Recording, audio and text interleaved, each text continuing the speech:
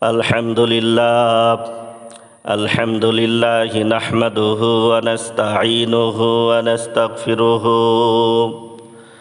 ওয়া নাউযু বিল্লাহি মিন শুরুরি আনফুসিনা ওয়া মিন সাইয়্যাতি আ'মালিনা মান ইয়াহদিহিল্লাহু ফালা মুদিল্লা লাহু ওয়া মান ইউদ্লিল ফালা হাদিয়া লাহু ونشهد أن لا إله إلا الله وحده لا شريك له ونشهد أن محمدا عبده ورسوله الذي أرسله بالحق بشيرا ونذيرا وداعيا إلى الله بإذنه وسراجا منيرا فقد قال الله تعالى في كلامه المجيد وفرقانه الحميد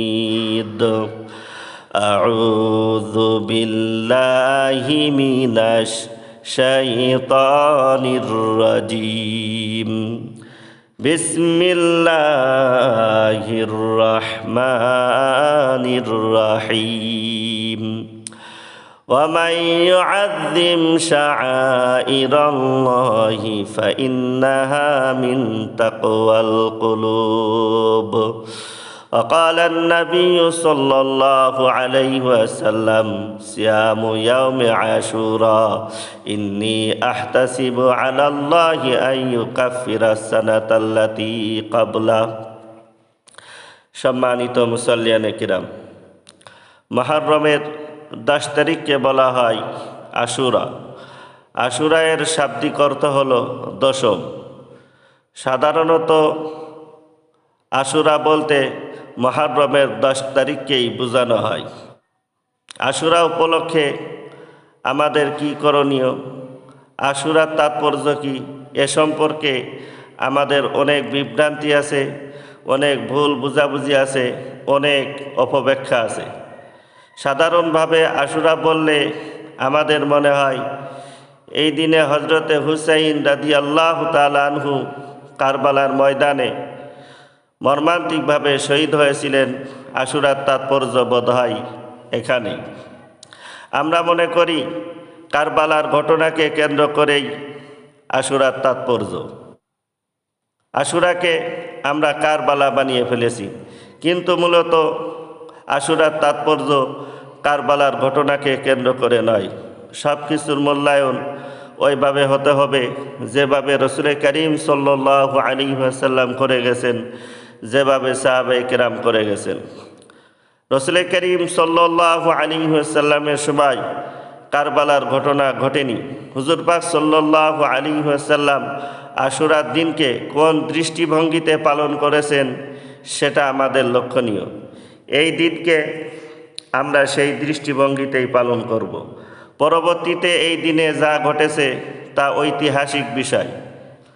একদিনে ইতিহাসে অনেক কিছু ঘটতে পারে, কিন্তু ইসলামের আলোকে কোনো দিনের মূল্যায়ন ওইভাবে হতে হবে যেভাবে রাসূল করিম সাল্লাল্লাহু আলাইহি ওয়াসাল্লাম করে গেছেন, যেভাবে সাহাবায়ে কেরাম করে গেছেন।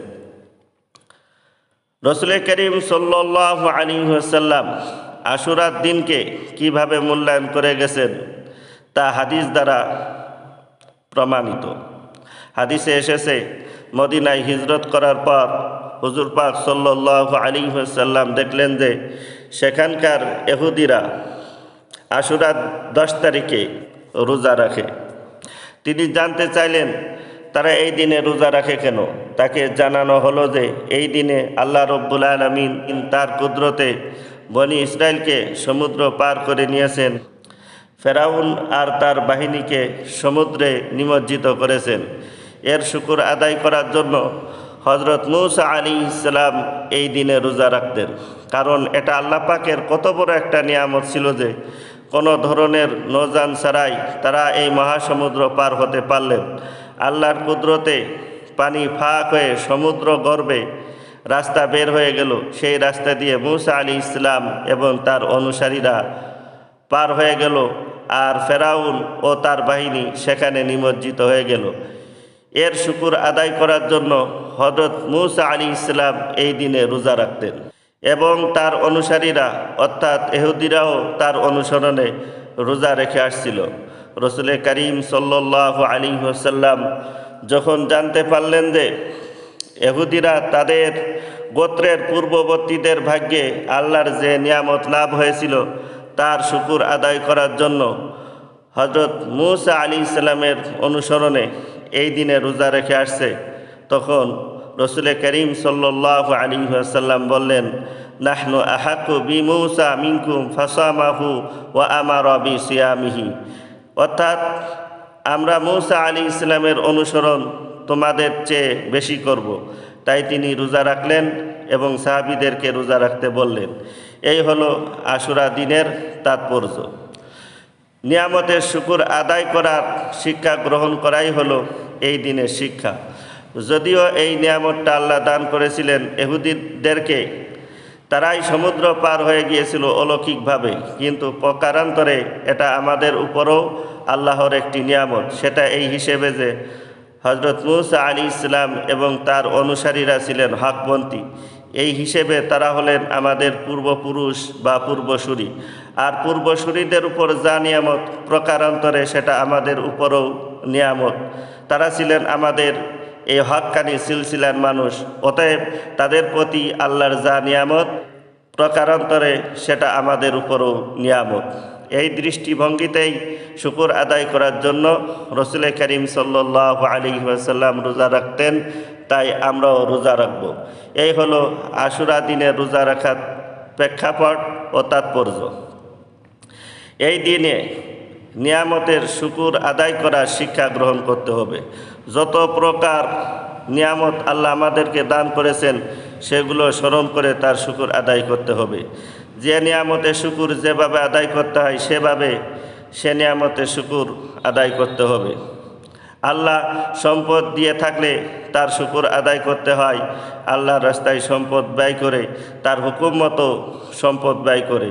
আল্লাহ এলেম বা জ্ঞান দিয়ে থাকলে সে অনুযায়ী আমল করে এবং তা মানুষের মাঝে বিতরণ করে তার শুকুর আদায় করতে হয়। এমনিভাবে আল্লাহ সুস্থতা দান করে থাকলে, সময় সুযোগ দান করে থাকলে সেটাকে দিনের কাজে লাগানো হলো সেই নিয়ামতের শুকুর আদায় করা। এ হলো বিভিন্ন নিয়ামতের শুকুর আদায় করার বিভিন্ন তরিকা। এভাবে যত নিয়ামত আল্লাহ তাআলা আমাদেরকে দান করেছেন সব নিয়ামতের শুকুর আদায় করার মনোভাব সৃষ্টি করাই হলো আশুরার দাবি। এই দিনে হুজুর পাক সাল্লাল্লাহু আলাইহি ওয়াসাল্লাম রোজা রেখেছেন এবং রোজা রাখার কথা বলেছেন, তাই এই দিনে রোজা রাখাকে মুস্তাহাব বলা হয়েছে। এই দিনে রোজার ফজিলত সম্পর্কে হুজুর পাক সাল্লাল্লাহু আলাইহি ওয়াসাল্লাম বলেছেন, সিয়ামু ইয়াউমে আশুরা ইন্নী আহতাসিবু আলাল্লাহি আইয়ুকাফিরা সানাতাল্লাতি ক্বাবলা, অর্থাৎ আমি আল্লাহর কাছে আশা রাখি আশুরার দিনে রোজা রাখলে অতীতের 1 বছরের গুনাহ আল্লাহ মাফ করে দিবেন। তিনি একথাও বলেছিলেন, আগামী বছর যদি আল্লাহ আমাকে জীবিত রাখেন তাহলে আমি এর সাথে আরেকটি রোজা রাখব। তাই উত্তম হলো 10 তারিখের সাথে সাথে আরেকটি রোজা রাখা, অর্থাৎ 9 এবং 11। এভাবে 10 তারিখের সাথে আগে বা পরে আরেকটা মিলিয়ে মোট 2টা রোজা রাখা হলো উত্তম। কেউ যদি 10 তারিখে রোজা রাখে অর্থাৎ একটা রোজা রাখে তাহলে তা ভালো নয়, মাকরুহে তানজিহি। মোট কথা, আশুরার দিনের রোজা রাখার সাথে সাথে সমস্ত নিয়ামতের শুকুর আদায় করার মনোভাব সৃষ্টি করাই হলো এই দিনের কাজ। হ্যাঁ, পরবর্তীতে এই দিনে হজরতে হুসাইন রাদিয়াল্লাহু তাআলা আনহু কারবালার ময়দানে নির্মমভাবে শহীদ হয়েছেন উম্মতের জন্য। এই ঘটনার স্মৃতি বেদনাদায়ক, দুঃখজনক, কিন্তু এই বেদনার স্মৃতি স্মরণ করার মাধ্যমে আশুরা দিবস পালন করতে হবে একথা রসুল করিম সাল্লাল্লাহু আলাইহি ওয়াসাল্লাম শিক্ষা দিয়ে যাননি।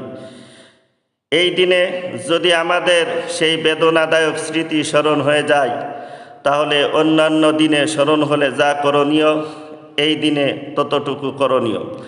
যে কোনো বিপদ আপদ আসলে বা বিপদ আপদের কথা স্মরণ হলে ইন্না লিল্লাহি ওয়া ইন্না ইলাইহি রাজিউন পাঠ করার শিক্ষা ইসলাম দিয়েছে। এই হিসেবে কারবালার ঘটনা যেহেতু একটা বড় দুঃখজনক ঘটনা, হৃদয় বিদারক ঘটনা, এটা স্মরণ হলে আমরা ইন্না লিল্লাহি ওয়া ইন্না ইলাইহি রাজিউন পাঠ করতে পারি। তবে তা পাঠ করা জরুরি নয়, কেননা পুরাতন মৃত্যুর স্মৃতি স্মরণ হলে প্রত্যেকবার এটা পাঠ করতে হবে তা জরুরি নয়, কেউ চাইলে পাঠ করতে পারে। এই হলো আশুরার দিনে করণীয় বিষয়। এর বাইরে যা কিছু করা হয়, যেমন হজরত হুসাইন রাদিয়াল্লাহু তাআলা আনহুকে স্মরণ করে কারবালার কথা স্মরণ করে মাতন করা হয়, বুক চাপড়ানো হয়, ইয়া হোসেন ইয়া হোসেন ইয়া আলী বলে আবেগ জাহির করা হয়, শোক মিছিল বের করা হয়, তাজিয়া বের করা হয়। এগুলো সব মানুষের সৃষ্টি করা রসম ও কুসংস্কার। কোরআন হাদিসের কোনো ভিত্তি নেই। কোনো সাহাবী থেকে এ সমস্ত আমল পাওয়া যায় না। কোনো বুজুর্গানে দিন এ সমস্ত আমল করেন নাই। শিয়া সম্প্রদায় যারা হজরত আলী রাদিয়াল্লাহু তাআলা আনহুর অতি ভক্ত বলে দাবি করে, তারাই এসব শুরু করেছে। আর তাদের দেখাদেখি সাধারণ মুসলমানদের মধ্যে এগুলো চালু হয়ে গিয়েছে। হজরত হুসাইন রাদিয়াল্লাহু তাআলা আনহুর শাহাদাতের নাই যে কোনো পুরাতন মৃত্যুকে স্মরণ করে প্রতি বছর শোক দিবস পালন করা হয়, এটা শরীয়তে নেই। কোনো পরিবারের কেউ মারা গেলে সেই পরিবারের সদস্যদেরকে অন্যরা সমবেদনা জানাতে পারে 3 দিনের মধ্যে, এর বাইরে নয়। কিন্তু এই যে বিভিন্ন লোকের মৃত্যুকে কেন্দ্র করে প্রতি বছরে তার মৃত্যু দিবসে আমরা শোক প্রকাশ বা শোক পালন করি, এটা ইসলাম শিক্ষা দেয়নি। যাই হোক, আশুরার দিনে আমরা এই যে নানান ধরনের কুসংস্কার করে যাচ্ছি, তা দেখে আমাদের নতুন প্রজন্ম ভাবছে আশুরার দিনে এগুলো করাই মনে হয়, এগুলো করাই বোধ হয় আশুরার প্রকৃত কাজ। এভাবে নতুন প্রজন্ম ভাবছে আশুরা মানে কারবালা, আশুরাকে কারবালা বানানো হয়েছে, অথচ আশুরা মানে কারবালা নয়। আশুরা দিবসে অনেকে আশুরা বা কারবালা শীর্ষক আলোচনা সভা করে থাকেন। সেখানে আলোচনা করা হয় হজরত হুসাইন রাদিয়াল্লাহু তাআলা আনহু কারবালায় কেন শহীদ হয়েছেন, তার শাহাদাতের জন্য কে দায়ী ইত্যাদি বিষয় সম্পর্কে আলোচনা করা হয় যে হজরত হুসাইন রাদিয়াল্লাহু তাআলা আনহু অন্যায়ের বিরুদ্ধে জিহাদে অবতীর্ণ হয়েছিলেন। তিনি ইয়াজিদের জুলুম দুঃশাসনের বিরুদ্ধে সংগ্রামে নেমেছিলেন। রাজতন্ত্র উৎখাত করে গণতন্ত্র প্রতিষ্ঠার আন্দোলনে ঝাঁপিয়ে পড়েছিলেন। এর থেকে বাগদারা পর্যন্ত রটে গেছে ইসলাম জিন্দা হতা হে হার কারবালা কে বাদ, অর্থাৎ প্রত্যেক কারবালার পর ইসলাম জীবিত হয়। এ ব্যাখ্যাগুলোর একটা সঠিক নয়। হজরত হুসাইন রাদিয়াল্লাহু তাআলা আনহু জিহাদের উদ্দেশ্যে বের হননি। যদি বলা হয় তিনি জিহাদের উদ্দেশ্যে বের হয়েছেন, তাহলে মারাত্মক সব জটিলতা দেখা দিবে। হজরত হুসাইন রাদিয়াল্লাহু তাআলা আনহু যখন মক্কা থেকে কুফায় রওনা হন, তখন বহু সাহাবায়ে কেরাম যেমন ইবনে ওমর, আবদুল্লাহ ইবনে জুবাইর, আবদুল্লাহ ইবনে আব্বাস প্রমুখ বিচক্ষণ সাহাবায়ে কেরাম তাকে বাধা দিয়েছিলেন এই বলে যে আপনি দুনিয়ার লোভে খলিফা হওয়ার জন্য এখান থেকে যাবেন না। আপনি দুনিয়া চান, অথচ আপনার নানা দুনিয়াকে বিসর্জন দিয়েছেন। আপনি দুনিয়ার জন্য যাচ্ছেন, আপনার এই যাওয়া ঠিক হবে না। যারা আপনাকে চিঠি দিয়েছে এই বলে হুজুর আপনি আসুন, আমরা আপনাকে খলিফা বানাবো, তারাই আপনাকে হত্যা করবে, অতএব আপনি ক্ষান্ত হন। যদি বলা হয় হযরত হুসাইন রাদিয়াল্লাহু তাআলা আনহু জিহাদের উদ্দেশ্যে বের হয়েছিলেন, তাহলে প্রশ্ন দেখা দিবে এত বড় বড় সাহাবায়ে কেরাম জিহাদের কাজে বাধা দিলেন কিভাবে? জিহাদে বাধা দেওয়া তো অন্যায়, তাহলে বলতে হবে জিহাদে বাধা দিয়ে এ সমস্ত সাহাবায়ে কেরাম অন্যায় করেছিলেন, নাউজুবিল্লাহ। আর যদি জিহাদের উদ্দেশ্যই থাকতো, তাহলে হযরত হুসাইন রাদিয়াল্লাহু তাআলা আনহু বলতেন আমি জিহাদের উদ্দেশ্যে বের হয়েছি, তোমরা বাধা দাও কেন? তোমরা বরং আসো এবং আমার সাথে জিহাদে শরিক হও, কিন্তু তিনি একবারও জিহাদের কথা বলেননি এবং জিহাদের ডাকও দেননি। তিনি একথা বলেন নাই যে আমি জিহাদে যাচ্ছি, তোমরা কেন বাধা দাও, জিহাদে বাধা দেওয়া তো অন্যায়। তিনি শুধু একথা বলেছিলেন যে কুফাবাসীরা আমাকে খলিফা বানাতে চায়, সেখান থেকে শত শত চিঠি আমার কাছে এসেছে, অতএব আমাকে সেখানে যেতেই হবে। বোঝা গেল হজরতে হুসাইন রাদিয়াল্লাহু তাআলা আনহু খলিফা হওয়ার উদ্দেশ্যে যাচ্ছিলেন। আবার দেখুন, কারবালার ময়দানে যখন ইয়াজিদের বাহিনীর মুখোমুখি হয়, লড়াই যখন আসন্ন হয়ে ওঠে, তখন হজরতে হুসাইন রাদিয়াল্লাহু তাআলা আনহু 3টা প্রস্তাব দিয়েছিলেন। হয় আমাকে আবার মক্কায় ফিরে যেতে দাও, অথবা আমাকে অনুমতি দাও আমি আমার লোকজন নিয়ে কোনো সীমান্ত এলাকায় চলে যাই, সেখানে কোনো কাফেরের সাথে লড়াই করি, কিংবা আমাকে অনুমতি দাও আমি সরাসরি ইয়াজিদের সাথে বোঝাপড়া করি। এখন যদি বলা হয় হযরত হুসাইন রাদিয়াল্লাহু তাআলা আনহু জিহাদের উদ্দেশ্যে বের হয়েছেন, তাহলে জিহাদের ময়দান থেকে তিনি পলায়ন করলেন কিভাবে? জিহাদের জন্য এসেছেন, অথচ যখন জিহাদের মুখোমুখি হয়েছেন তখন বলছেন আমি জিহাদ চাই না। এটা তো জিহাদ থেকে পলায়ন। আরও চিন্তা করে দেখুন, হযরত হুসাইন রাদিয়াল্লাহু তাআলা আনহু পরিবারের নারী শিশু সকলকে সঙ্গে করে রওনা হয়েছিলেন। জিহাদের উদ্দেশ্য থাকলে কেউ পরিবারের নারী শিশুদেরকে সাথে করে নিয়ে যায়? হযরত হুসাইন রাদিয়াল্লাহু তাআলা আনহু ইয়াজিদের জুলুম দুঃশাসনের বিরুদ্ধে সংগ্রামে নেমেছিলেন। এই পর্যালোচনাটাও ঠিক নয়। ইয়াজিদের জুলুম দুঃশাসন প্রমাণ হলো কোথায়? যেদিন হযরত হুসাইন রাদিয়াল্লাহু তাআলা আনহু শুনেছেন ইয়াজিদ খলিফা হয়েছে, সেদিনই তো তিনি তাকে মেনে নেননি। ইয়াজিদ কিছুদিন দেশ শাসন করলে তখন না তার দুঃশাসন প্রমাণ হবে এবং একথা বলার অবকাশ সৃষ্টি হবে যে সে জুলুম করছে, অতএব চলো আমরা তার বিরুদ্ধে সংগ্রাম করি। কিন্তু এর তো কিছুই হলো না। ইয়াজিদের খলিফা হওয়ার কিছুদিন পরেই তো হযরত হুসাইন রাদিয়াল্লাহু তাআলা আনহু কুফার উদ্দেশ্যে রওনা হলেন এবং প্রতিমধ্যে কারবালার ময়দানে যা ঘটার তা ঘটে গেল। হযরত হুসাইন রাদিয়াল্লাহু তাআলা আনহু রাজতন্ত্র উৎখাত করে গণতন্ত্র প্রতিষ্ঠার আন্দোলনে নেমেছিলেন। এই পর্যালোচনাটাও সঠিক নয়, কারণ ইসলামী রাজনীতিতে পূর্ববর্তী খলিফা সঙ্গত মনে করলে পরবর্তী খলিফা মনোনয়ন করে যেতে পারেন।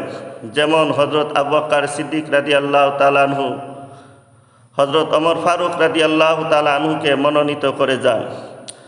হযরত মুআবিয়া রাদিয়াল্লাহু তাআলা আনহু তার পুত্র ইয়াজিদকে মনোনয়ন করে গেছেন বলে তা রাজতন্ত্র হয়ে যাবে আর তা উৎখাতে নামা জরুরি হয়ে পড়বে, এমন ব্যাখ্যা দেয়া ভুল ছাড়া আর কিছুই নাই।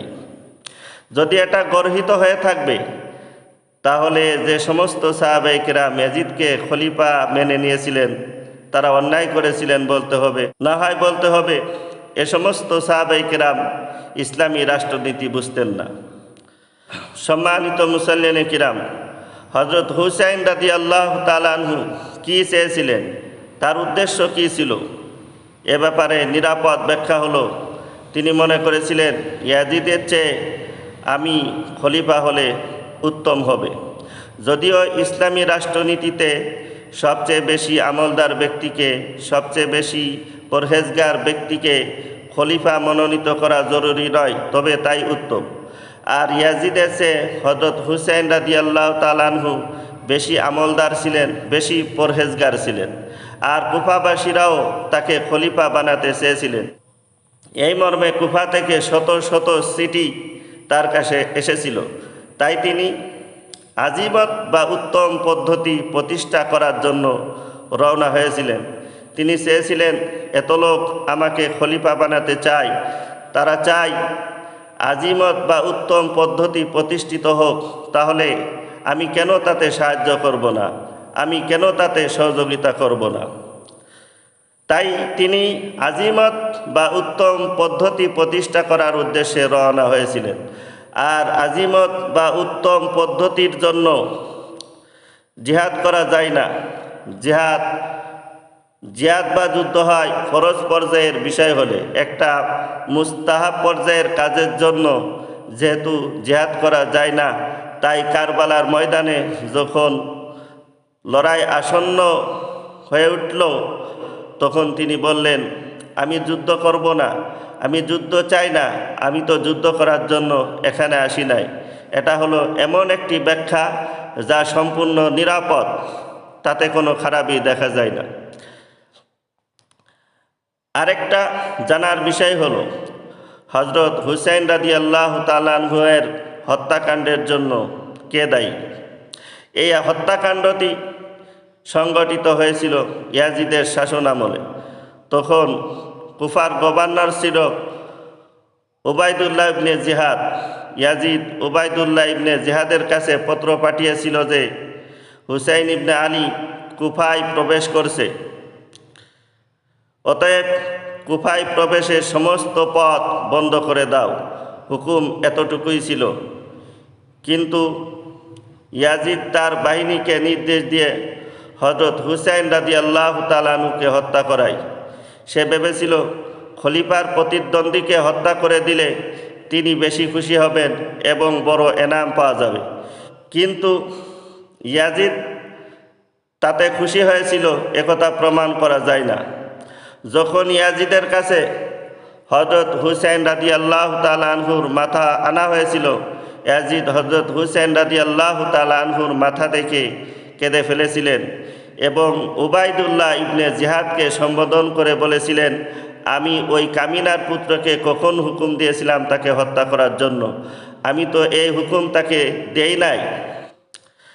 যারা দরবারে মাথা নিয়ে এসেছিল মনে করেছিল যে হুজুরের কাছ থেকে বিরাট এনাম পাবে, তারা এনাম ছাড়াই ফিরে গেল। আর উবাইদুল্লাহ ইবনে জিহাদের ক্ষমতা বৃদ্ধি নয়, বরং তার ক্ষমতাকে হ্রাস করে দেওয়া হয়। এত সব ঐতিহাসিক সত্যকে সামনে রেখে বিচার বিবেচনা করলে হযরত হুসাইন রাদিয়াল্লাহু তাআলা আনহু এর হত্যাকাণ্ডের জন্য উবাইদুল্লাহ ইবনে জিহাদকেই প্রধান দোষী সাব্যস্ত করতে হয়। সম্মানিত মুসল্লিনে কিরাম, হযরত হুসাইন রাদিয়াল্লাহু তাআলা আনহু হুজুর পাক সাল্লাল্লাহু আলাইহি ওয়াসাল্লামের নাতি। তার হত্যাকাণ্ডের জন্য আমাদের বড় দুঃখ লাগে, কষ্ট লাগে। তার হত্যাকারীকে ধিক্কার দিতে মনে চায়, কিন্তু ইতিহাসকে বিকৃত করা ঠিক নয়। এই হত্যাকাণ্ডটি যেহেতু ইয়াজিদের শাসনামলে ঘটেছিল, তাই ইয়াজিদকে খুব জঘন্যভাবে চিত্রিত করা হয়েছে এবং এরই জের ধরে ইয়াজিদের পিতা হযরত মুআবিয়া রাদিয়াল্লাহু তাআলা আনহুর প্রতি ক্ষোভ ছাড়িয়ে দেওয়া হয়েছে যে তিনি এরকম একজন জঘন্য পুত্রকে মনোনয়ন দিলেন কেন। এভাবে হযরত মুআবিয়া রাদিয়াল্লাহু তাআলা আনহুর মতো জলিলুল কদর সাহাবীর উপর মানুষের অভিযোগ এসে যাচ্ছে, যা কোনো ক্রমেই বরদাস্ত করা যায় না। আহলে সুন্নত ওয়াল জামাতের লোকেরা কোনো সাহাবীর সমালোচনা বরদাস্ত করতে পারে না। হ্যাঁ, ইয়াজিদ সাহাবী নয়, তার ভিতরে কোনো দোষ থাকলে থাকতে পারে। সাহাবী ছাড়া অন্য কারো দোষ কেউ যদি বলে তাহলে আমাদের অত আঘাত লাগে না, কিন্তু কোনো সাহাবীর সমালোচনা করা জায়েজ নয়। কোনো সাহাবীর উপর কেউ যদি আক্রমণ করে তাহলে আমাদের হৃদয়ে আঘাত লাগে। আহলে সুন্নাত ওয়াল জামাতের লোকেরা কোনো আদনা সাহাবীর সমালোচনাও করেন না। তারা সাহাবীদেরকে সমালোচনার ঊর্ধ্বে মনে করেন। আর হযরত মুআবিয়া রাদিয়াল্লাহু তাআলা আনহু কেমন সাহাবী ছিলেন, যিনি ওহী লিখতেন, ওহী লেখকদের একজন ছিলেন, যার সম্পর্কে হুজুর পাক সাল্লাল্লাহু আলাইহি ওয়াসাল্লাম দোয়া করেছেন, আল্লাহুম্মা জাআলহু হাদিয়া মাহদিয়া, হায় আল্লাহ তাকে হেদায়েতে ভরপুর করে দাও, সে যেন অন্যের জন্য পথ প্রদর্শক হতে পারে। সম্মানিত মুসল্লিনে কিরাম, ইয়াজিদকে যখন হযরত মুআবিয়া রাদিয়াল্লাহু তাআলা আনহু মনোনয়ন দান করেন, তখন কারবালার ঘটনা ঘটেনি। ইয়াজিদ তখন এত খারাপভাবে চিত্রিত ছিল না। সার্বিকভাবে ভালো মনে করেই হযরত মুআবিয়া রাদিয়াল্লাহু তাআলা আনহু ইয়াজিদকে মনোনয়ন দান করেছিলেন। এই মনোনয়নের পিছনে তার উদ্দেশ্য ভালোই ছিল। একবার নিজে খুতবা দেওয়ার সময় মেম্বারে দাঁড়িয়ে বলেছিলেন, এটা এমন একটি মুহূর্ত যখন দোয়া কবুল হয়। খুতবার সময় যে সমস্ত দোয়া করা হয় তা কবুল হয়ে থাকে। এই খুতবার ভিতরে তিনি বলেছিলেন, হে আল্লাহ তাআলা, যদি আমি ইয়াজিদকে আমার পুত্র হিসেবে স্নেহের কারণে মনোনয়ন দিয়ে থাকি তাহলে তুমি তাকে ব্যর্থ করে দিও, আর যদি সার্বিকভাবে ভালো বিবেচনা করে তাকে মনোনয়ন দিয়ে থাকি তাহলে তুমি তাকে কামিয়াব বানাও। সম্মানিত মুসল্লিনে কিরাম, একটু চিন্তা করে দেখুন তো, হযরত মুআবিয়া রাদিয়াল্লাহু তাআলা আনহুর মনে যদি কোনো গলত থাকতো তাহলে দোয়া কবুল হওয়ার এরকম মুহূর্তে পুত্রের জন্য এমন দোয়া করতে পারেন? আমরা বুঝি হযরত মুআবিয়া রাদিয়াল্লাহু তাআলা আনহুর উদ্দেশ্য খারাপ ছিল না, ভালোই ছিল। সাহাবীদের প্রতি আমাদের ভালো ধারণা রাখতে হবে। অসৎ উদ্দেশ্যে তিনি পুত্রকে মনোনয়ন দিয়েছেন একথা কোথাও লেখা নাই। যদি কেউ সেরূপ মনে করে তাহলে সেটা হবে একজন সাহাবীর প্রতি একটা বদগোয়ামি। আর এই বদগোয়ামির কিছুটা কারণ হলো ইয়াজিদকে জঘন্যভাবে চিত্রিত করা, যে ইয়াজিদ হত্যা করেছে। আসলে হত্যার জন্য সে দায়ী নয়, আরেকজন দায়ী, সে হলো কুফার গভর্নর উবাইদুল্লাহ ইবনে জিহাদ। সম্মানিত মুসল্লিনে কিরাম, যা আলোচনা করছিলাম, আশুরা মানে কারবালা নয়। সহিহ হাদিস থেকে আমরা এতটুকু জানতে পারি যে এই দিনে বনি ইসরাইলরা আল্লাহর কুদরতে সমুদ্র পার হয়েছেন এবং ফেরাউন তার বাহিনী সমুদ্রে নিমজ্জিত হয়েছেন। এর শুকর আদায় করার জন্য বনি ইসরাইলরা এই দিনে রোজা রাখে। তাই রাসূল করিম সাল্লাল্লাহু আলাইহি ওয়াসাল্লাম এই দিনে রোজা রাখতেন এবং রোজা রাখার কথা বলেছেন। এছাড়াও সহিহ রওয়ায়াত থেকে আরও যা কিছু জানা যায় যে এই দিনে হযরত আদম আলাইহিস সালামের তওবা কবুল হয়েছে। এই দিনে হযরত নূহ আলাইহিস সালামের নৌকা জুদি পর্বতে অবতরণ করেছে। এই দিনে হযরত ঈসা আলাইহিস সালাম জন্মগ্রহণ করেছেন ইত্যাদি। এছাড়া আরও যে সমস্ত ঘটনা বর্ণিত আছে যে এই দিনে এই ঘটেছে সেই ঘটেছে, যেমন বলা হয় এই দিনে আল্লাহ তাআলা লৌহে মাহফুজ সৃষ্টি করেছেন, কলম সৃষ্টি করেছেন। এই দিনে হযরত আইয়ুব আলাইহিস সালাম সুস্থতা লাভ করেছেন ইত্যাদি। অনেক ঐতিহাসিক বড় বড় সব ঘটনা এই দিনে ঘটেছে বলা হয়। এ সম্পর্কে উপমহাদেশের শ্রেষ্ঠ মুহাদ্দিস আব্দুল হক মুহাদ্দিসে দেহলভী রাহমাতুল্লাহ আলাইহি তার মা সাবাতা বিস সুন্নাহ গ্রন্থে উল্লেখ করেছেন যে এগুলোর অধিকাংশই ভিত্তিহীন, যার কোনো সহি সনদ নেই। সম্মানিত মুসল্লিনে কিরাম, আশুরা দিনের আরেকটি আমল হলো পরিবার পরিজনকে উত্তম খাবার পরিবেশন করা। এ সম্পর্কে একটি হাদিসে পাওয়া যায়, রাসূল করিম সাল্লাল্লাহু আলাইহি ওয়াসাল্লাম বলেছেন, যারা আশুরার দিনে তার পরিবারের খাবারকে রিজিককে প্রশস্ত করে দিবে, আল্লাহ তাআলা সারা বছর তার রিজিককে প্রশস্ত করে দিবেন। এ হাদিসটা আমল পর্যায়ের হাদিস, এ ব্যাপারে বাড়াবাড়ি করা যাবে না। আল্লাহ তাআলা আমাদেরকে সব আমল সুন্দরভাবে সহিভাবে করার তৌফিক দান করুন। ওয়া আখির দাওয়ানা আনিল হামদুলিল্লাহি রাব্বিল আলামিন। আসসালামু আলাইকুম ওয়া রাহমাতুল্লাহি ওয়া বারাকাতুহু।